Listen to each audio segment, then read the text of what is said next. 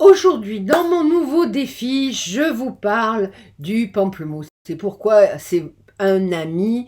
Eh bien, tout de suite le générique, je vous retrouve juste après et je vous explique pourquoi c'est votre ami.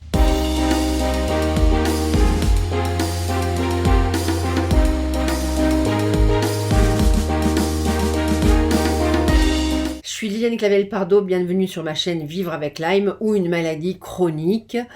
C'est le meilleur endroit pour vous donner des clés pour vivre bien avec votre maladie, en toute sécurité, en toute liberté et en toute santé. Et si ce n'est pas encore fait, abonnez-vous à ma chaîne. Aujourd'hui, le pamplemousse, il est antibactérien, antioxydant et riche en fibres. Tout d'abord, le pamplemousse, il faut le choisir rose plutôt que blanc.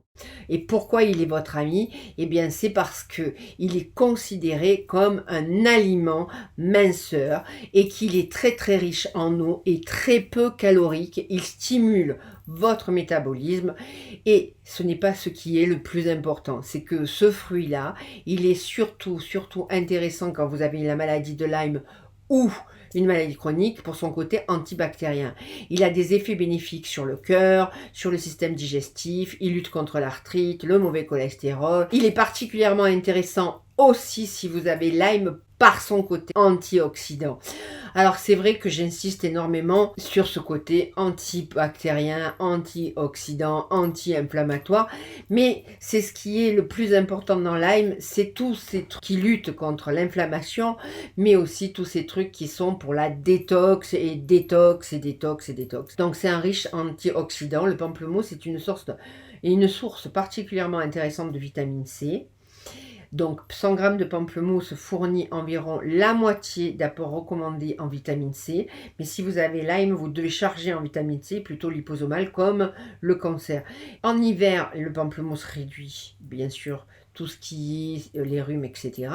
Vous savez aussi que le pamplemousse apporte aussi des antioxydants comme le lycopène, qui a aussi des propriétés anti-cancer. Voilà pourquoi tout ce qui est vitamine C, c'est important que vous l'incrustiez dans votre environnement. Plus ils sont rouges, plus ils possèdent des antioxydants.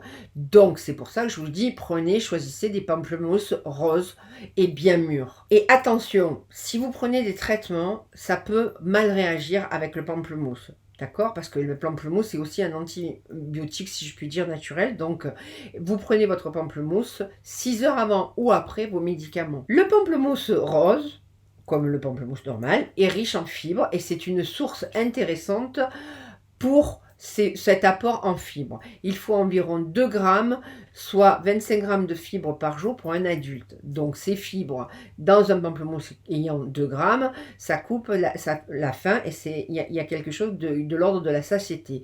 De plus, c'est riche en eau, donc c'est hydratant et il y a peu de calories. Et enfin, un petit bonus pour le diabète, pour les maladies cardiovasculaires, c'est un fruit qui prévient les problèmes de diabète. Pourquoi? Et de résistance à l'insuline. Pourquoi? Parce que une étude de 2006 sur 91 patients obèses a démontré que la consommation d'un demi-pamplemousse avant chaque repas aidait à perdre du poids, mais surtout à réduire les niveaux d'insuline. Ça veut dire que le pamplemousse a une action sur le sucre. Et qu'est-ce qui se passe dans la maladie de Lyme? Dans la maladie de Lyme, la Borrelia adore le sucre. Donc, un coup de pamplemousse et clac, vous lui coupez l'accès au sucre. Et ce qui est intéressant. Donc du coup, le pamplemousse a vraiment la possibilité de faire quelque chose dans votre accompagnement. Il va falloir faire un essai d'un demi-pamplemousse pendant un certain temps, par exemple pendant 1 mois. Et il se trouve que vous risquez de vous lasser. Donc peut-être qu'il est intéressant aussi de faire un demi-pamplemousse, le jour suivant de prendre un complément alimentaire de pamplemousse, etc. Ce que moi je pense qui est important dans tous ces accompagnements, c'est la variété, en sachant que il faut être vigilant dans ce que vous mangez, puisque vous allez avoir vraiment des besoins spécifiques pour lutter contre votre maladie. Moi, ce que j'aime bien, c'est donc les jus de fruits et de légumes. Donc, c'est pour ça que j'ai un extracteur de jus. Et l'autre truc, c'est j'aime bien les smoothies. Parce que du coup, dans le smoothie, vous mettez ce qu'il y a besoin. Vous mettez tous vos médocs, compléments alimentaires, machin et tout. Un coup de bzz, et puis pof, vous buvez. Et en fait, ça a toujours un goût à peu près bon. Et du coup, ça vous permet de pas vous lasser à prendre des compléments alimentaires et encore et encore et encore. C'est votre capacité à rebondir, votre résistance qui va vous permettre de vivre libre avec votre maladie chronique ou Lyme. Dans une étude de 2012, 74 personnes en surpoids consommer du pamplemousse ont perdu plus de poids que les autres personnes qui ne consommaient pas du pamplemousse, avec une baisse significative de la pression artérielle et de tout ce qui est triglycérides et cholestérol. Pour Lyme, je vous rappelle que la Borrelia adore le sucre, donc le pamplemousse, c'est un bon produit si vous avez Lyme. Nous arrivons à cette fin de vidéo, j'espère qu'elle vous a plu. Si ce n'est pas encore fait, abonnez-vous à ma chaîne.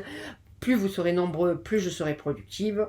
Un pouce vers le haut si vous avez aimé cette vidéo. Et surtout, laissez-moi des commentaires. Je me ferai un plaisir d'y répondre. Et je vous dis à très bientôt.